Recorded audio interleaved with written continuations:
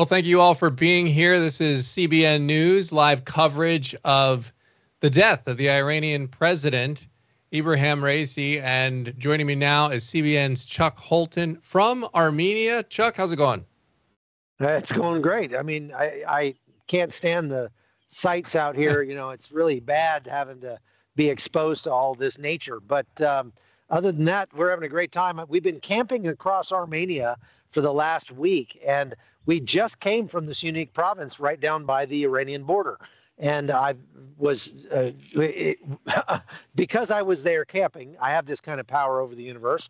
It has been super rainy, super cold, super foggy, really out of the ordinary for this time of year, especially down there. Normally it's quite a bit warmer there than it is where I'm standing now in northern Armenia.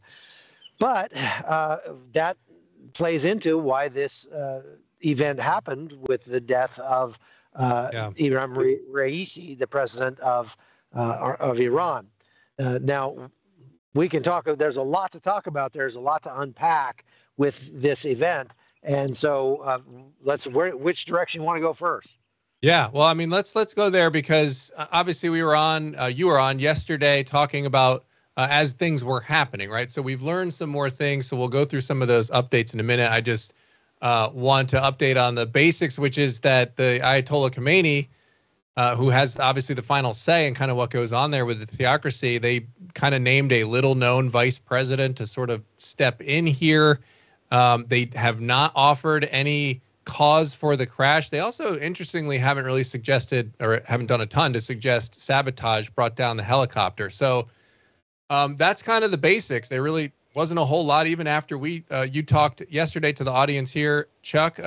It went on and on before they finally found him. And as you kind of predicted it, you said, look, it's just not looking good here at this point. If they can't find him, given where this location was, he's probably dead. That's what they're saying now, and that's what they've said. They've confirmed that he and the other officials on that helicopter are dead. So let's talk about what we've learned here. I mean, obviously, sabotage is sort of one of the first things that come to people's mind in something like this. And when anytime, probably any high leader would die in something like this. But of course, you have everything going on with Iran and Israel right now. So what have we learned about this helicopter and this crash? Okay, so as you might know, I used to fly helicopters when I was in the National Guard. And so I can tell you quite a bit about how accidents get constructed. Now, accidents, we were taught when I was in flight school, accidents don't happen. They're almost always due to pilot error, but accidents actually get constructed from a series of small bad choices. So as I have mentioned before, it could be that the president got held up and his flight was supposed to leave earlier in the day. What we saw when we were down there just a couple days ago is that as the day wore on, it would start out clear and beautiful, absolutely gorgeous, 11,000-foot peaks, a light dusting of snow up on top. It'd be nice and chilly. You could go out and have a cup of coffee and just enjoy the scenery and the sunshine. But then as the day wore on, those clouds would come rolling in. That fog that you see there on the screen would just come rolling in like something out of a movie, and it was actually kind of eerie, and I remember looking at that and thinking, man, I would hate to be flying a helicopter right about now. Yeah, because those clouds have rocks in them, big rocks called mountains, and 11,000-foot mountains are very tough to get over. Now, the helicopter he was flying on, we've learned some very interesting things about that. It was a Bell 212 helicopter. Now, a Bell 212 is essentially the UH-1 Huey helicopter that we flew in Vietnam, except the Huey was had one engine, and the Bell 212 has two engines. But other than that, it's almost exactly the same. It's a little bit longer, and it's obviously a little updated. It's got some updated avionics and that sort of thing on it. And those helicopters do not do well in high altitudes. Now, you might ask yourself, like I did, wait a minute, this is a president of a country. Why is he flying around in a helicopter that was discontinued in, like, I think 1988? that I'm going to turn the light on here because it's getting dark. That's going to fall over. That this helicopter was discontinued many years ago. So they're not building them anymore. And that means the parts are hard to come by. Trained mechanics are hard to come by. And why is Iran doing this? Well, it says a lot about the state of affairs in Iran. We've heard a lot since the war started with Israel about the size of the Iranian military. They have the largest military in the region, over 500,000 troops. But there goes my son just knocked over my camera. Thanks. You got to make sure it's standing still.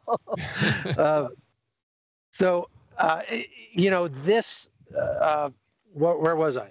You were talking about how their military, like everyone's saying, like touting their military so now, right? 500,000 troops, but we've been saying they're not an expeditionary force, which means they can't go threaten anybody that's not sharing a border with them. And so the fact they have 500,000 troops doesn't tell us a whole lot, but we did learn a lot from that egregious attack on Israel that happened just a few weeks ago. Because of the hundreds of drones and missiles that they fired at Israel, many of them didn't even make it out of Iran. And that tells us something about the state of their military. They've got to be poorly trained, poorly equipped, poorly led, and poorly motivated. Now, that means that they're not doing good maintenance on their vehicles. That means they're not doing good maintenance on their rockets and missiles and drones. So if they're not doing maintenance on those things, well, believe me, doing maintenance on a helicopter is orders of magnitude more difficult than doing maintenance on a missile array, like a Smerch missile or a Grad missile launch or something like that, or their trucks or other vehicles. So it's not unlikely that they were taking small shortcuts with the maintenance on that helicopter. Okay, so that's one red flag.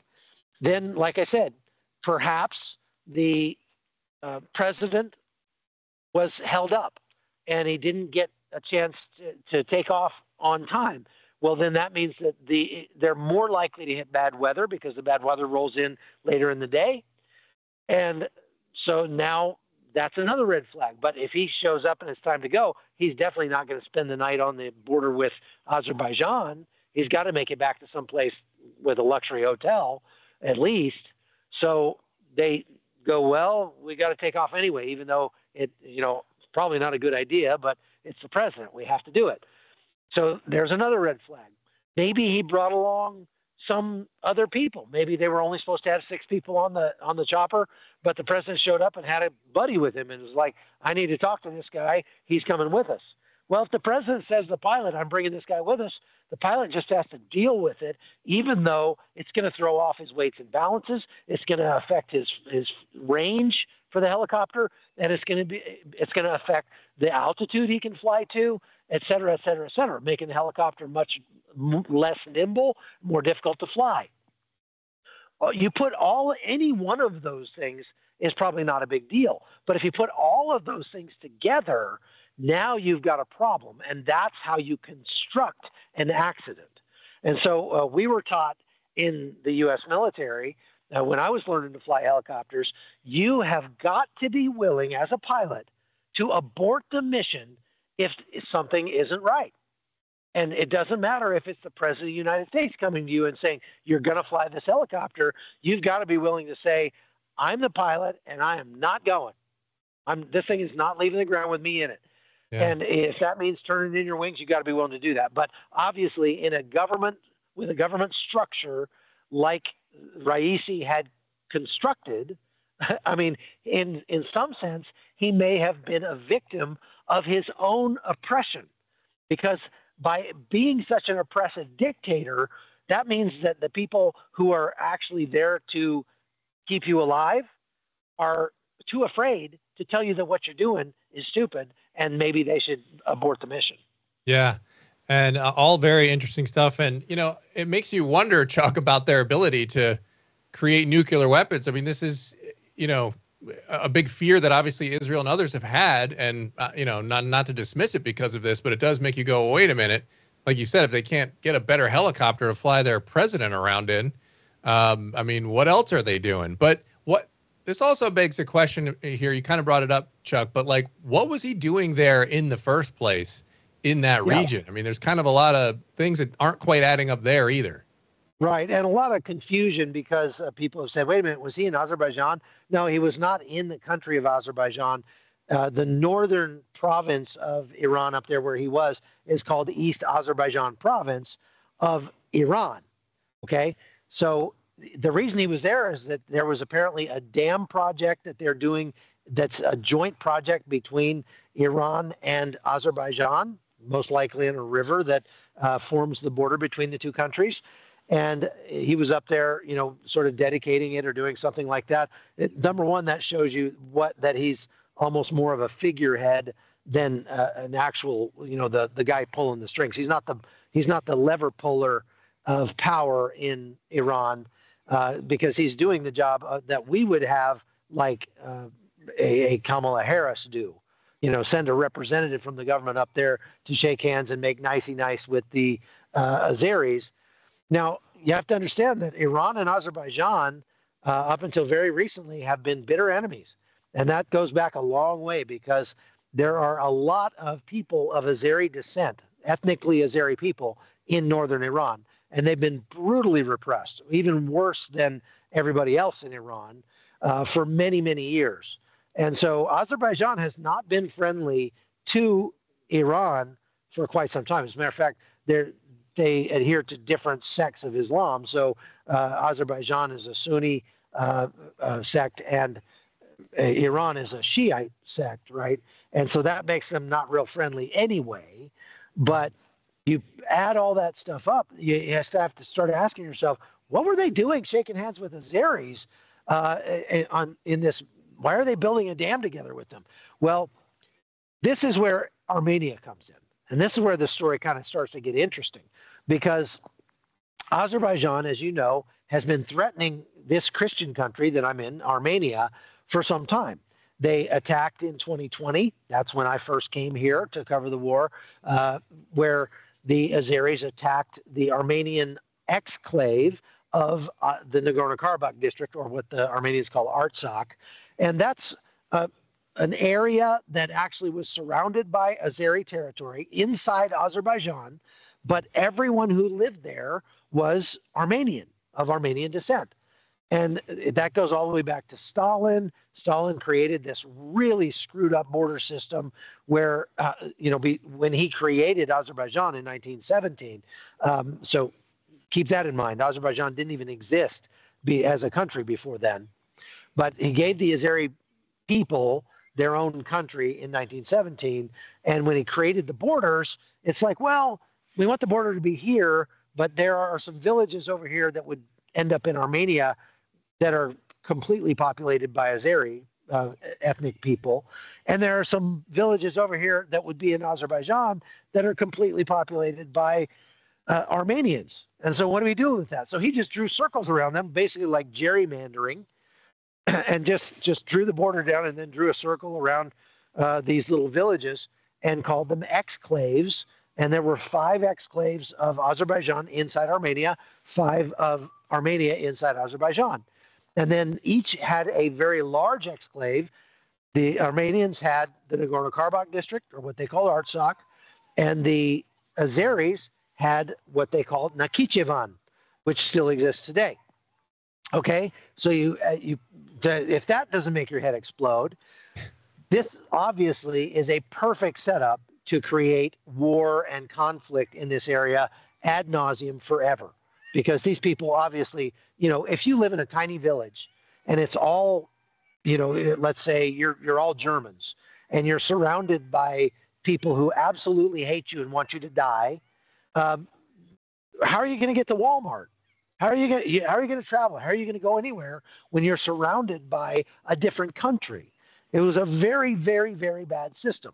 And we think it was probably done intentionally to keep both of those people groups at each other's throats rather than rising up against Stalin, right? So that has created this tension that's gone on for almost 100, well, over 100 years now. And in 2020, the Azeris attacked Armenia and took part of that Nagorno-Karabakh district. And then last year in September, they finished the job. The Azeris attacked the Nagorno-Karabakh and in 24 hours killed a whole bunch of Armenians and drove out 120,000 Armenian people whose ancestors have lived in that land for literally thousands of years. They drove them out, and those people had to flee into Armenia proper. Okay? Now, Armenia was counting on Russia to be their savior if something like that ever happened. They were counting on Russia to come to their aid, and Russia had indeed promised to do so. But when the chips were down and the attack actually happened, Russia looked the other way. And so Armenia was like, what's the point of us being an ally of Russia, if you're not going to help us, if you're not going to live up to your literal written commitments to us? And so Armenia started looking to the West and saying, hey, is there anybody out there that can be our big brother? The United States has started sending troops into Armenia to train the Armenian troops for the first time ever after that happened. And of course, Russia didn't like that. So Russia then went to Azerbaijan and said, hey, maybe we can be friends with you guys instead. They're playing both sides against each other, just like the Soviet Union did. Now, how does that relate to Iran? Well, Iran and Russia are allies, and they need a corridor to get like the suicide drones that are made in Iran into Russia so that they can use them against Ukraine, for example. And so they needed that corridor, which went through Armenia. But the Azeris wanted that same corridor going east-west in order to get their fuel, their natural gas and oil, out to the west where they could sell it and get higher prices than they're getting from China. And so everybody wants that corridor that they call the Zangezur corridor, which is in the Sunni province of Armenia. Okay. But Iran came up with this idea. They said, hey, instead of watching another war take place to our north and possibly losing that Zangezur corridor, why don't we extend an olive branch to Azerbaijan and say, hey, tell you what, we know you don't like us. We don't like you a whole lot either. But how about this? We'll let you put a road around Armenia. It's only 36 miles. That little flag lot of Armenia that touches Iran, it's only 36 miles wide. So we'll let you build a 36-mile long road that goes from Azerbaijan down into Iran and goes along the border with Armenia and then back up into Nakhchivan. And in that way, you can have a corridor where you can move your product back and forth, and we don't have to have a war. And then everybody's happy. And so that's why they've been making nice with Azerbaijan. And strangely enough, that might have been the catalyst that led to the death of the president, because that's why he was going up there in the first place. Goodness, that is absolutely incredible. And you can, great job there connecting all those dots. There's a lot of dots to connect on that one. Yeah, it's very complex. I wanted to take a brief second here, Chuck, because we are going to try to get to eventually in this live stream what's going on with the ICC and them leveling these arrest warrants at both Hamas leaders and also Israeli leaders like Benjamin Netanyahu. There's been a lot of reaction to that, so we're going to get to that in a minute. I just wanted to acknowledge everyone in the chat. There are 4,500 of you in there now. Thank you so much for being here. Again, if you have a question for Chuck, please put it in the chat. There's a lot of comments coming in, so we'll do our best to monitor them and get those questions in.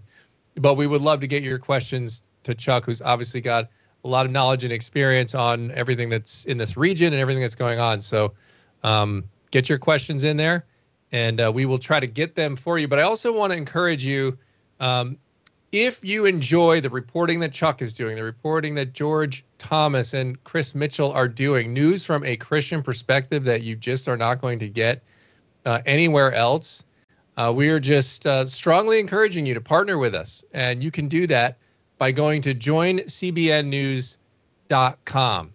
And just, go ahead and contribute to that and become a regular contributor. It really helps us do things like plan and keep people like Chuck out in the field and bringing you these amazing and incredible reports. And that's our desire to do that, but we need your help to do that.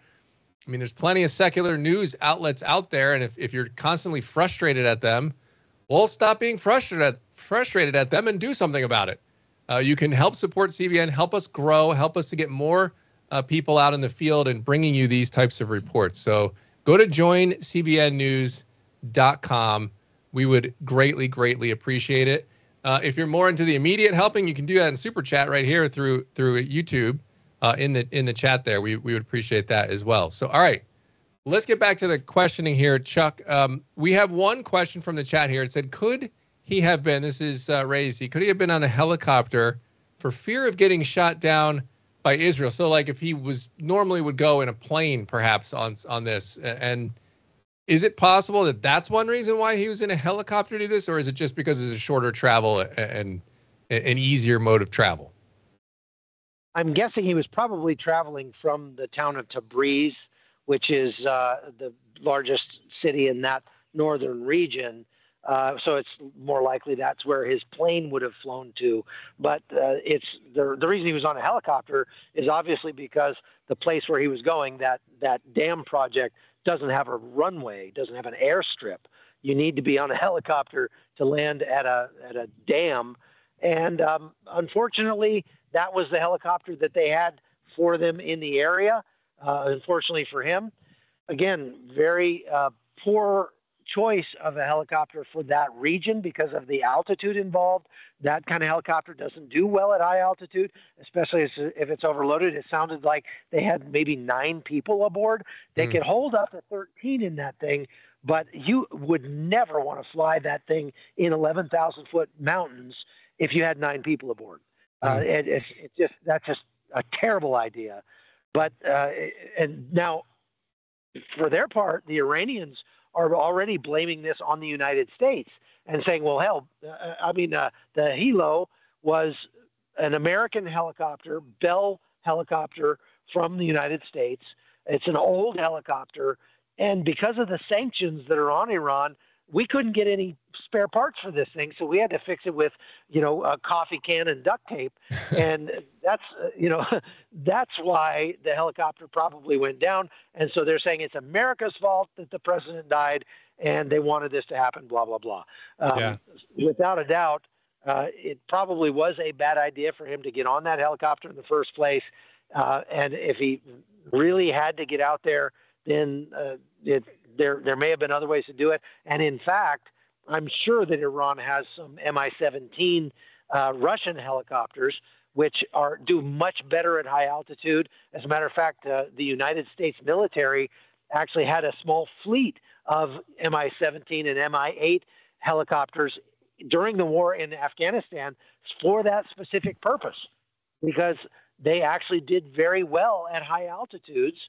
And they were much easier to fix, much simpler helicopters, a lot more Spartan, without a doubt, less comfortable, but very robust helicopter airframe. And it was really weird when I went to Afghanistan. Many times I would find myself flying off to combat in a Russian helicopter, which I spent my career in the military back in the 1980s learning to shoot down. I'm sure that the Iranians have some of those. It's just too bad that they didn't have any of them available for this flight, because it's very possible that if they had had Raisi in an Mi-17, he might not be dead. So, Chuck, Iran's been upping their aggression against Israel, obviously, lately, right? The proxy attacks on October 7th, the horrible terror attack against Israel, and then obviously with the drone attack on October 7th. So, what does this do, this death of the Iranian president now, if anything, to Iran's kind of recent aggression against Israel? I mean, they've always been verbally aggressive, and now we're just seeing more, and they've had the proxies, but obviously this has been raised to another level within the last 6 months to a year. Well, yeah, especially in the last month with that attack by Iran on Israel of hundreds of drones and missiles. That's the first time that Iran has ever directly struck at Israel. And that is kind of a very concerning development. What is this event, this turn of events, going to do in this case? Well, talking to some of the Iranians that have come across into Armenia, fleeing the oppression of the president there, what I'm hearing is that they don't think it's going to change anything. If anything, it's going to make it worse, because the new interim president, who was the vice president, is actually more extreme or extremist than as a Israel hater than Raisi was. And it's like the new president, after they have to have an election in the next 50 days to choose a new leader, but it's very likely that that leader will be somebody who is handpicked by the Ayatollah Khomeini, who is the real Jew hater there. I mean, he's the top Jew hater, let's say. So it's not likely that this event is going to make Iran any more gentle or any more amenable to peace with Israel. No, on the contrary, it's likely that the new president will even use this event as a justification to increase the attacks on Israel and make matters even worse. Yeah. Chuck, I saw this yesterday when you were talking, and they were just kind of sketchy sort of social media posts. So, there wasn't official confirmation, but it was depicting people in Iran, setting off fireworks and celebrating at the news of this president being dead. Now, sometimes you see those videos and then 5 minutes later, everyone's sharing it. And then you see someone go, oh, this is a video from 2010, with people on Independence Day. So you hate to jump to that and say, oh, look, they're celebrating. So have you seen any confirmation of that? Did you see those same videos, or is that kind of just speculation at this point? Because I know a lot of people, there's protests, but I don't know that they're setting fireworks off in the streets just yet. Right. I saw those videos as well. Impossible to corroborate those and find out if they're, legit or not. On the AP, they were showing videos of large groups of people praying for Raisi before they knew that he was dead, when he was just missing. And these are probably just as believable, because if the government orders you to go to a rally point and say prayers for your president, then you go, so that your family doesn't disappear. In this kind of environment, like I said, Raisi may very well have been a victim of his own oppression, and we don't know. What I do know is that the people who have fled that country because of the butcher of Tehran and are living in Armenia now say that they left the country specifically because of him and his policies, and so it's a foregone conclusion that they are not going to be shedding any tears over the fact that he's dead. But they probably are concerned that whatever comes next may actually be worse. Yeah. All right. We're monitoring your questions in the chat, by the way, and also feel free to let us know where you're watching from. We always like to see where people in the CBN audience are checking us out from. We got a couple questions in here, Chuck. One I wanted to get to here. Badger Girl for God asks, so can the vice president not move into the vice president role? So what do we know about the kind of the logistics of how Iran's government here works? Right. Well, what we know about the way that this works is that he is the successor just by the Constitution. If a president dies in Iran, then he's the first vice president. I guess they have more than one, but he takes the office once he is confirmed by the supreme leader, the Ayatollah Khomeini. So the Ayatollah has to approve him taking office, and it's likely that he will, because from what I've read, the first vice president is actually very close to the Ayatollah and is very aligned with him politically. So it's kind of a foregone conclusion. I got a couple questions. By the way, I see everybody: Virginia, Texas, New Jersey, Singapore, Maine. This is awesome. Everybody from everywhere. We'd love to see it. I'm going through these questions as quick as I can. A couple ones that are popping up here, Chuck, and Anita asked this, and Ramon also asked this a little more directly, saying, well, this has got to be an inside job, because now people are asking about these other helicopters. There were initial reports that there were 3 helicopters I kind of recall seeing that earlier, but I don't have it in front of me. I don't know if you saw that same thing, but were there multiple helicopters or just the one? And if there were multiple ones, where did the other ones go? Yeah, there were multiple helicopters. There was a short video that is being shown on all the media outlets that was released by Iran of the president flying in his helicopter. And at the very end of that video, there's a few frames that again they've been trimmed off by the time you see them on the mainstream media. But when you download the original footage off the AP, at the very end of that video, there's like 6 frames of video that's shown looking out the window of the president's helicopter, and you can see another helicopter flying next to it that is another Bell 212 helicopter. So they did have at least 2. I've heard other reports that said there were 3.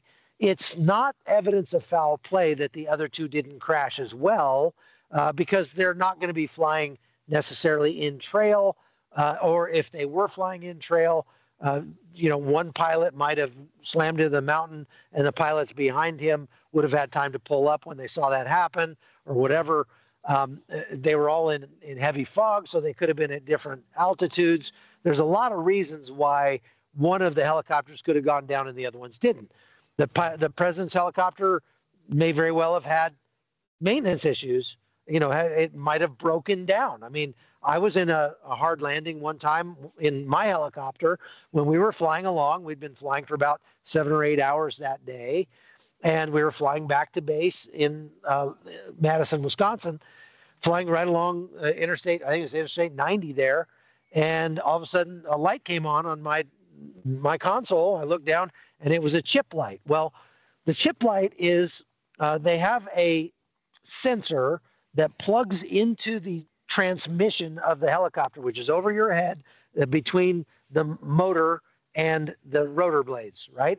And that transmission is full of transmission fluid, just like the transmission in your car. Now, if the transmission starts coming apart on the inside, those gears start, crumbling or something bad is happening to them, there's going to be little flakes of metal at first that start coming off. And so this chip detector goes in the transmission and has 2 little connectors on it like this that are magnetic, and they attract any flakes of metal that might be floating around in that transmission fluid. And when they do, it completes a circuit and makes a light come on the console in the cockpit. That's what happened in my helicopter that day. And what that tells you is that you may have a very big problem with the transmission in your helicopter, and that's one of the worst possible things you can have happen, because if the transmission seizes up, you are a flying cinder block. You got all the aerodynamics of the cinder block. You can't auto-rotate. You're going to fall out of the sky, okay? So when you see that come up, you put that helicopter on the ground as quickly as you possibly can and keep everybody alive. And that's exactly what we did in that case. But if it's old, if it hasn't been maintained, you may not actually make it to the ground before the transmission comes apart. And if that for example, was what happened in the case of the president's helicopter, the other helicopters, being the fact that they said that they were flying in fog, may not have even known until after the president's helicopter just was gone. It just fell out of the sky and crashed into a mountain. And when they came out of the fog bank, where'd the president go? His helicopter's gone. So it's not evidence of foul play. It's not necessarily even weird that one of the helicopters that flew into the cloud bank didn't come out the other side. Super interesting. And, a lot of people are mentioning this, and I saw this too, and of course thought about it when this first happened, was the Kobe Bryant story, right? Like, this is similar, I guess, to what happened to Kobe Bryant. I mean, you might know the details. I don't know if you followed that one closely when it happened, Chuck, just because of your helicopter background. But was that a similar situation, the Kobe crash? No, from what I understand, that crash was pilot error. So there's lots of things that can go wrong, where the pilot can end up crashing the helicopter, and there's nothing actually wrong with the helicopter. So in my understanding, from again, this is years ago, so I don't I don't remember all the details, but in my understanding, that crash was deemed to be pilot error. They say that about 90% of crashes are pilot error and not because of some breakdown in the helicopter. So, in a fog bank like that, what I saw when I was in Sunik province a couple of days ago, if I had flown into a fog bank like that, it's very, very easy to lose your bearings, because when you're flying a helicopter, you have to have a point of reference to keep that helicopter flying straight and level. If you're in an airplane and you get disoriented, let's say that you just all of a sudden have a dizzy spell or something, all you have to do is let go of everything and the plane will just fly straight and level by itself until you regain control of yourself and take control of the plane. But in a helicopter, you are constantly fighting the forces of that the helicopter is putting out and the force of gravity, and you have to be actively flying it at all times. If you get disoriented because you have no point of reference, because you're in a cloud bank, you could very easily come out of that cloud bank flying upside down or flying straight down at the ground, because it's very, very easy to lose your sense of everything if you don't have that point of reference. And so we don't know. We likely will never know, because it's not likely that Iran is going to, put out the truth of what caused the helicopter crash, even if they can figure it out. But it very well could have been pilot error if it wasn't due to some problem with maintenance. This kind of confirms a almost hard and fast rule I've had in my life, which is to never get in a helicopter. I don't blame you for that. So many things that can go wrong. Yeah, there really are. I mean, it's really a miracle that helicopters can fly at all. They are a ridiculous miracle. But we used to joke that a helicopter doesn't fly so much as it just beats the air into submission. But there was one other incident when I was in the Rangers, when I was an infantryman in the Army as a young man, where we were fast roping out of a helicopter. So you've probably seen these in movies, but where a helicopter comes in, they throw a rope out. This is not rappelling where you have a harness on, but more like if you saw the movie Black Hawk Down, where they throw a big fat rope out, you jump out and you slide down it like a fireman pole, okay? And we were doing some fast rope training one time at the military operations urban terrain site at Fort Benning, and this is when I was like 18 years old. And so we were coming in a Chinook helicopter, so that's one of those big double blade or double rotor things, right? And it comes to a hover about 90 feet off the ground, and then it hovers there. You throw this rope out, and when the rope hits the ground, you jump out and grab the rope with a pair of gloves on, slide down the rope. You're not clipped in, you're not hooked in, you're just hoping and holding on as tight as you can and sliding down the rope like fireman pole. Now, if something happens and the pilot loses his sense of where he is, he's got to have that point of reference that he can look at to know if he's drifting left or right, drifting up or down, drifting backwards or forwards, right? He's got to have a point of reference. If, let's say that the dust comes up and he gets into a brownout situation and he can't see, and so he doesn't know if he's drifting and there's trees and buildings and stuff around, then he's got to cut those ropes and take off. And what we had happen was, right after I got off the rope, the guy that was above me was about halfway down the rope, and the pilot lost his sense of where he was, and so he pulled the lever to try to cut that rope, but there was a safety on that to keep them from being able to cut the rope if there was somebody still on it. So as long as there's weight on the rope, the pilot could not detach it. And so he was pulling it, but it wasn't detaching. And so he just was drifting and flying, he just pulled up to get some altitude. And I watched my buddy go flying away, holding onto this rope, and get drugged through a tree. And the tree fortunately scraped him off the rope and he fell out of the tree. And he was hurt, but not very badly. And then the helicopter flew off with the rope dangling there. This is the kind of thing that can happen with helicopters. And if a pilot loses his point of reference, very bad things happen. So when you fly into a cloud bank, you just lost your point of reference.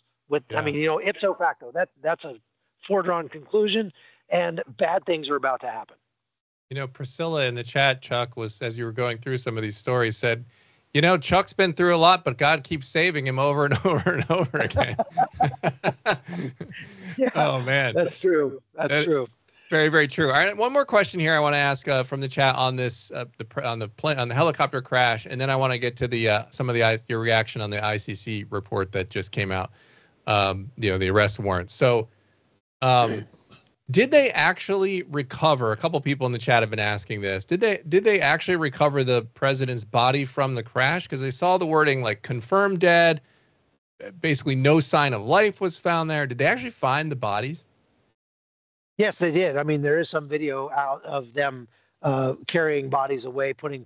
I've seen some videos of body bags, and so I think it is confirmed they did find his body. I mean, if you saw the pictures of the crash site, you can tell nobody walked away from that. There's no way. They augured in to that mountain, and it was a very, very steep mountain, and it was about 36 degrees overnight up there. So if anybody had actually survived the crash and they were wounded, let's say, and still laying there, they would have died of exposure out there on that mountainside, most likely during the night.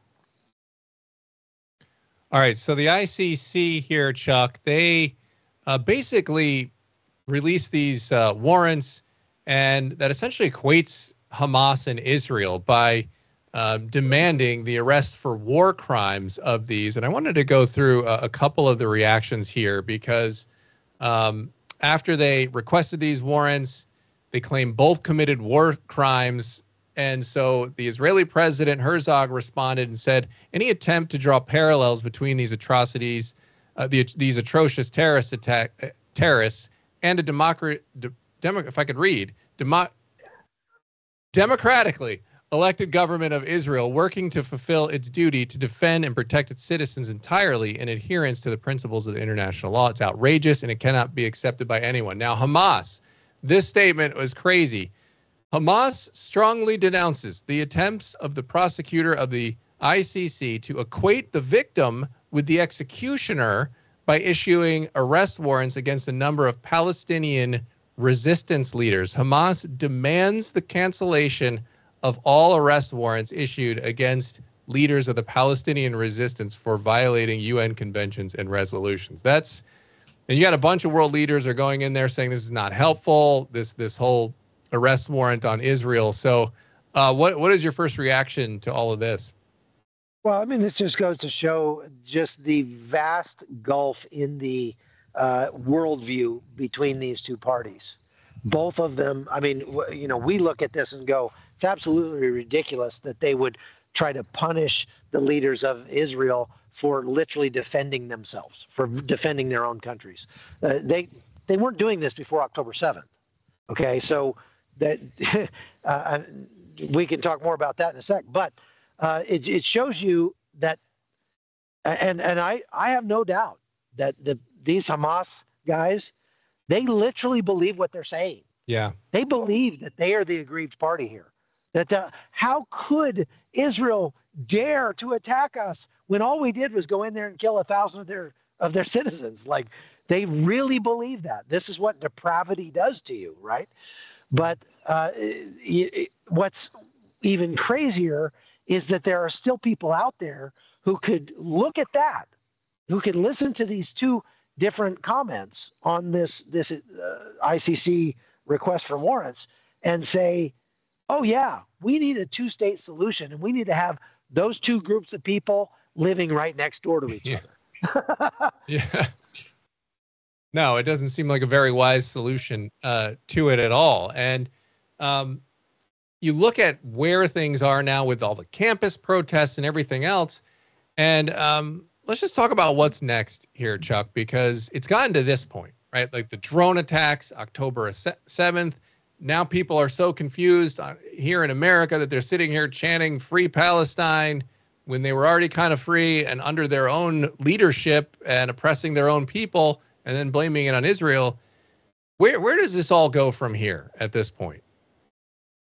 Well, I mean, this certainly, to say not helpful is kind of an understatement. I liken it to the fact that, well, the ICC is in The Hague, right, in the Netherlands. And in countries like the Netherlands, like Germany, like Austria, you are not allowed to defend yourself.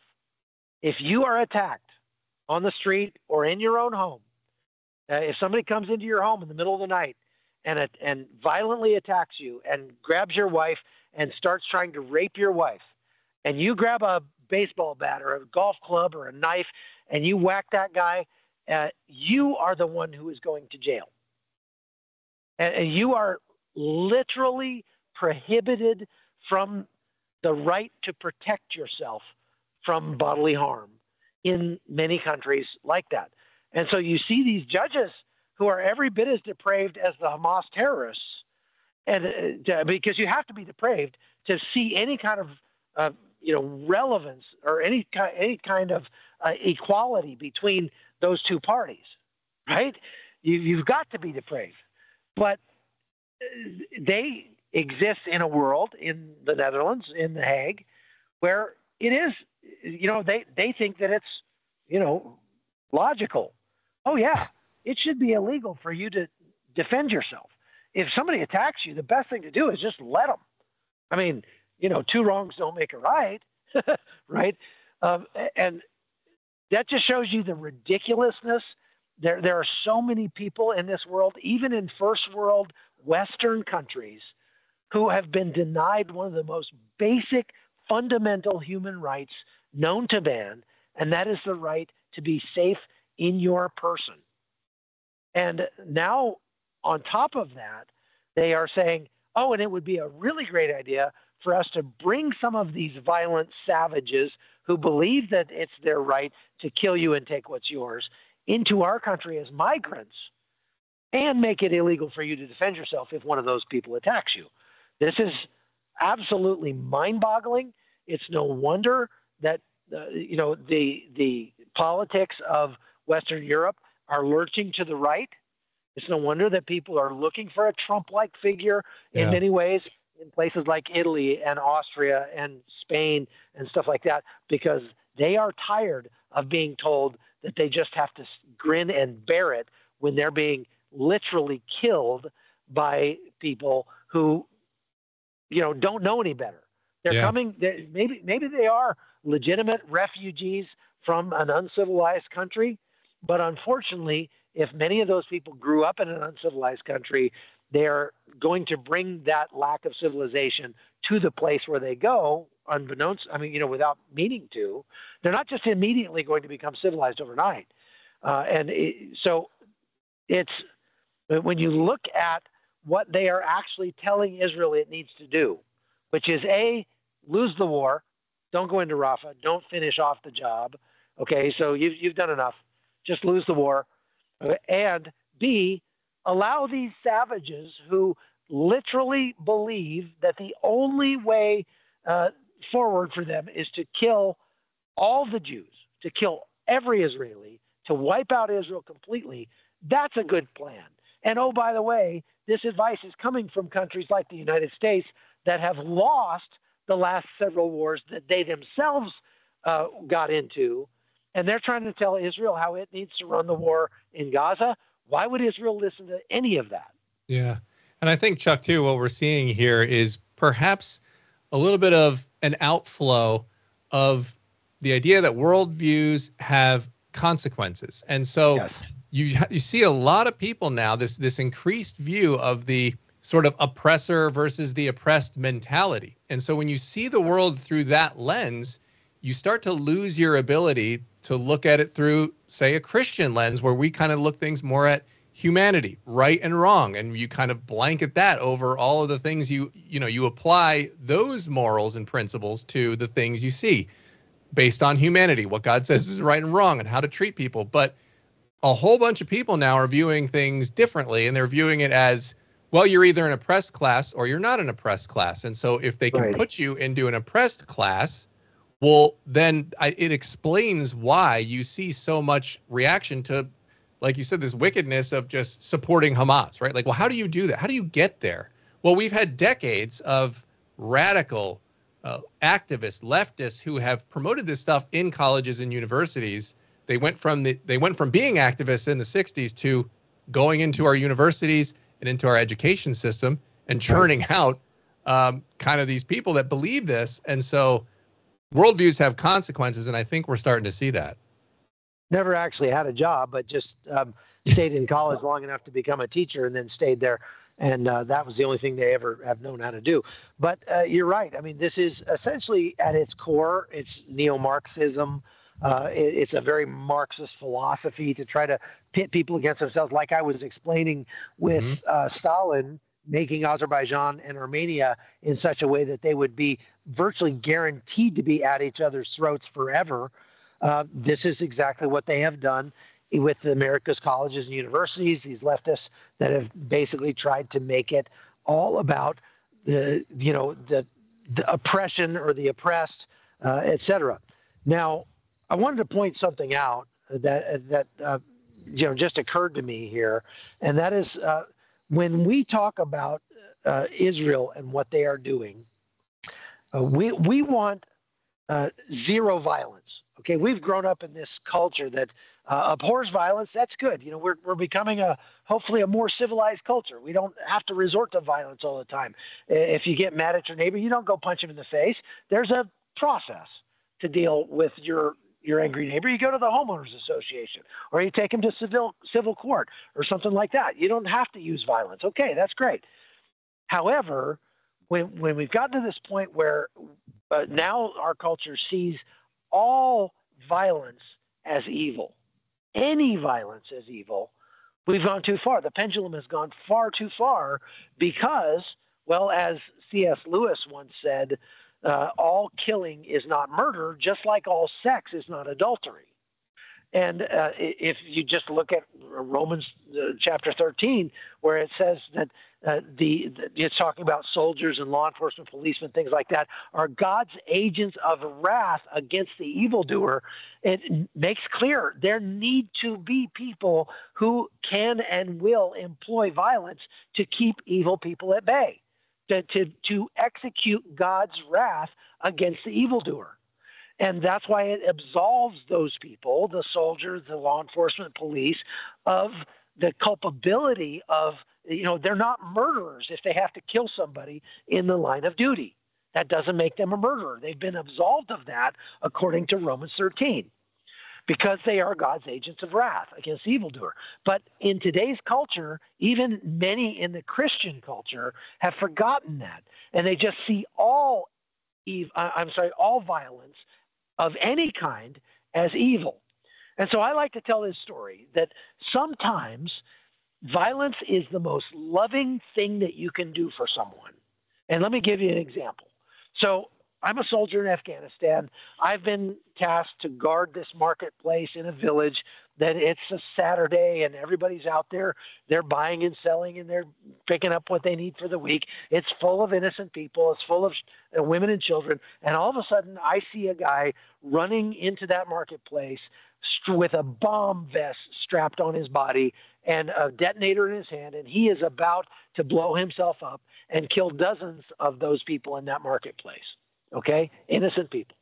Now, what is the most loving thing that I can do for the people in the marketplace? I think it's pretty clear. The most loving thing I can do is to shoot that guy in the face and stop him from blowing himself up and killing a bunch of people. But also, I would submit to you that the most loving thing I can do for that bomber is to shoot him in the face and to stop him from committing an egregious sin for which he is going to have to answer to God. And I would say right now, in my right mind, with all of my faculties about me, I would say to anybody, look, if you ever see me, if something happens to me and I lose my mind and I grab a knife and I go into a preschool and I'm going to start stabbing children and you're there and you happen to be carrying a firearm, please put me out of my misery. Please kill me before I have a chance to hurt a bunch of those little babies, right? That would be the most loving thing you could do for me, would be to commit violence against me to stop me from doing something terrible like that, okay?